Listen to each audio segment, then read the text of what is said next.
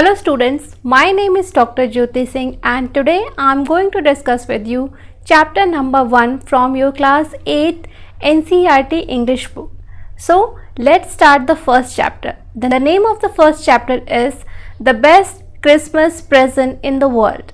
Okay, so let's start. In this video, I am going to discuss with you the first portion of this chapter. Okay, and I'm gonna use Hindi as well as English so that you can comprehend this chapter as well as you learn English more in a better way. At various portions of this explanation video, I'll be using Hindi so that I can explain you the things which you should acknowledge and use in your day-to-day life so that the language is not a barrier for your knowledge and your confidence. So let's get started. Before you read, there are some dates or periods of time in the history of the world that are so significant that everyone knows and remembers them. Means कि कुछ ऐसे दिन और कुछ ऐसे समय होते हैं, ठीक है. There are some dates और कुछ ऐसा एक पीरियड होता है, मतलब बहुत लंबे अरसे तक का, जैसे 2010 से 2020 तक का जो समय है उसको हम कह सकते हैं it is a computer revolution period. Okay, so there are some dates and period of time in the history, तो जिसको कि कभी भुलाया नहीं जा सकता है क्योंकि उस दिन बहुत ही सिग्निफिकेंट मीन्स बहुत ज़रूरी, वेरी इंपॉर्टेंट, ठीक है. It is much of the value that everyone knows and remembers. Remember means याद रखना. The story you will read mentions one such date and event. तो ये जो स्टोरी आप पढ़ने जा रहे हैं the best Christmas present in the world, इसमें भी इसी तरह से एक डेट का मेंशन है, ठीक है. A war between the British and the Germans in 1914. Can you guess which war it was? So इस स्टोरी में आप एक वॉर यानी एक लड़ाई की जो है घटना पढ़ने जा रहे हैं जो कि ब्रिटिश एंड जर्मन में हुई थी 1914 में. Fine, so can you guess which war it was? Do you know which events the dates below refer to? A 4 July 1776, B 17 December 1903, 6 July 1945, 30th January 1948, 12th April 1961, 20 July 1969. The answers are on page 23. Means these are some of the most significant dates of our history or our present history or our current history. So these dates, there are some important events which occurred on these dates कि हम उसको भूल नहीं सकते हैं और everyone knows about it. Okay, so let's check out कि page number 23 पे इसको कैसे इन डेट्स के बारे में बताया गया कि इन डेट्स में क्या हुआ है. So here we come on page number 23. A American Declaration of Independence. Fine, इस दिन अमेरिका जो है आज़ाद हुआ था. जैसे इंडिपेंडेंस, इंडिया की इंडिपेंडेंस 15 अगस्त 1947 को हुई थी, वैसे ही अमेरिका जो है इस डेट पे आज़ाद हुआ था. And the second B was Wilbur and Oliver Wright made the first flight. मतलब वो लोग जहाज लेके पहली बार उड़े थे, ठीक है. And the third one that is C, इस दिन क्या हुआ था? Hiroshima day. इस दिन को हिरोशिमा डे के नाम से हम मनाते हैं. An atomic bomb was dropped on Hiroshima in Japan on this day, and it was the most dangerous and historic day in the world history. And D, assassination of Mahatma Gandhi. इस दिन जो है महात्मा गांधी का जो है हत्या हुई थी. assassination means murder. E, Yuri A. Gagarin became the first human to orbit the earth. And F, Neil Armstrong became the first human to set the foot on the moon. तो ये कुछ बहुत ही ज़्यादा हिस्टोरिकल इवेंट्स हैं अर्थ की history में. So these dates, most of the people remember these days are so historic in nature. So in this chapter, we are going to discuss one of such historical events, that is a war between Germans and the British. So let's start the chapter.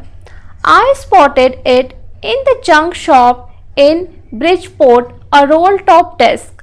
The man said it was early 19th century and oak. So, जो ये कहानी है, ये एक जो खरीदार है, आदमी है, वो जो है जंक शॉप मतलब कि कबाड़ की दुकान, जंक फूड, यू नो, आप कहते हैं ना जंक फूड हानिकारक होता है, तो जंक मतलब वेस्ट, ओके, तो जंक शॉप यानी कबाड़ की दुकान, ठीक है। ब्रिजपोर्ट एक जगह का नाम है और एक रोल टॉप डेस्क है जिसके की अंदर जो है कबर्ड्स लगे रहते हैं, फाइन। तो उसने जो कबाड़ की दुकान का जो आदमी था, मालिक था, उसने कहा कि ये जो टेबल है ये 19th सेंचुरी का है और ये ओक से बना हुआ है, ठीक है। I had wanted one but they were far too expensive. तो इस राइटर को ऐसा ही टेबल चाहिए था, ठीक है, कुछ कुछ ऐसा ही चाहिए था, but the table was to costly. जो अगर वो फर्स्ट हैंड लेता, नया लेता, तो उसके लिए बहुत एक्सपेंसिव था, उसके बजट से बाहर था। Were far too expensive, expensive means too costly. This one was in a bad condition, the roll top in several pieces, one leg clumsily mended. Means कि बट उसको ज़रूरत तो थी, बट ये जो टेबल थी ये बहुत ही बैड कंडीशन में थी, बहुत बुरी हालत में थी। The roll top in several pieces, जो रोल टॉप था उसके बहुत सारे टुकड़े हो गए थे और एक पैर टेबल का जो है क्लम्सली मेंडेड मतलब बहुत बुरी तरीके से जो है वो बेकार हो चुका था, क्षतिग्रस्त जिसको थे mended. Scorch marks all down one side, it was going for very little money, और ये बहुत ही कम सस्ते दामों में ये बिक जाएगा, ठीक है।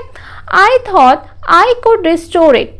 तो राइटर ने सोचा कि अगर मैं इसको खरीद लूँगा तो मैं इसको रिस्टोर कर सकता हूँ। रिस्टोर मीन्स कि फिर से इसको मतलब जो है यूज़ करने लायक बना सकता हूँ, रिस्टोर कर दिया, ठीक है। जैसे आप डेटा रिस्टोर करते हैं, मोबाइल का डेटा रिस्टोर कर देते हैं, मीन्स कि फैक्ट्री सेटिंग्स पे ला देते हो, ठीक है। तो वैसे ही अगर कोई चीज़ ख़राब हो गई तो उसको थोड़ा बहुत पेंट करके, उसको थोड़ी मरम्मत करके ठीक कर देने को रिस्टोर कहते हैं, ठीक है। It would be a risk a challenge but I had to have it. तो ये एक रिस्क भी था, हो सकता है ना होता टेबल, अंदर से और कमज़ोर हो सकता था, लेकिन एक चैलेंज भी था, ऑथर ने लिया इसको, सो उन्होंने इसको खरीद लिया। I paid the man and brought it back to my work room at the back of the garage.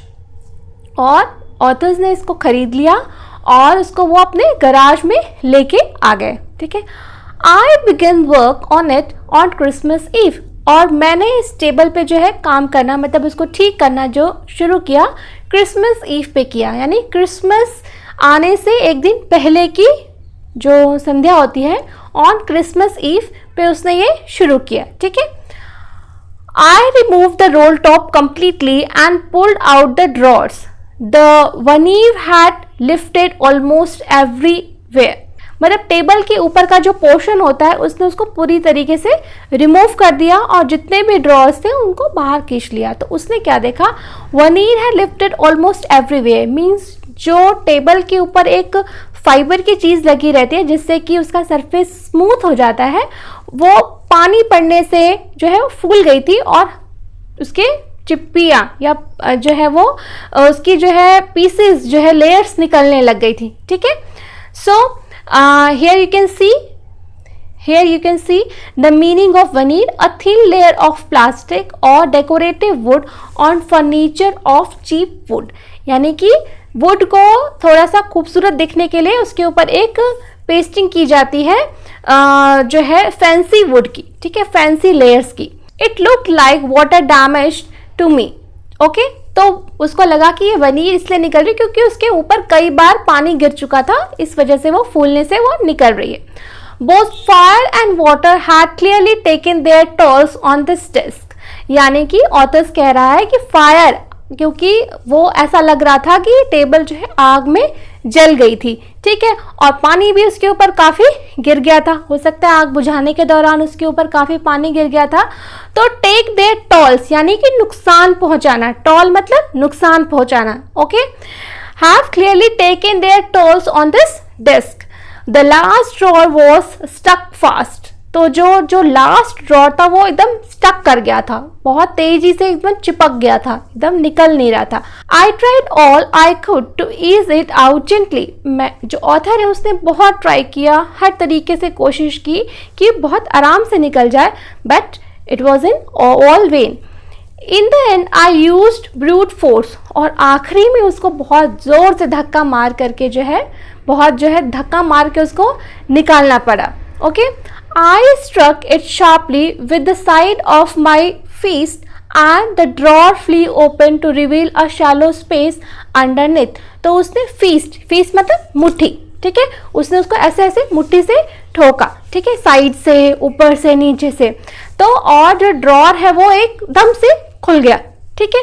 और उसने क्या देखा, ड्रॉर के अंदर एक शैलो मतलब गहरा जो है वो एक स्पेस था उसके ड्रॉर के नीचे, अंदर के अंदर, ठीक है. ड्रॉर तो खुद ही सीक्रेट ड्रॉर होता है और उस ड्रॉर के अंदर भी एक सीक्रेट ड्रॉर था, ठीक है. The secret drawer, there was something in there. I reached in and took out a small black tin box. तो उसके ड्रॉर के अंदर ड्रॉर में उसको एक स्मॉल टिन बॉक्स मिला जो कि ब्लैक कलर था, ठीक है. Sellotape to the top of it was a piece of lined note paper and written on it in shanky handwriting, Jim's last letter received January 25th, 1915.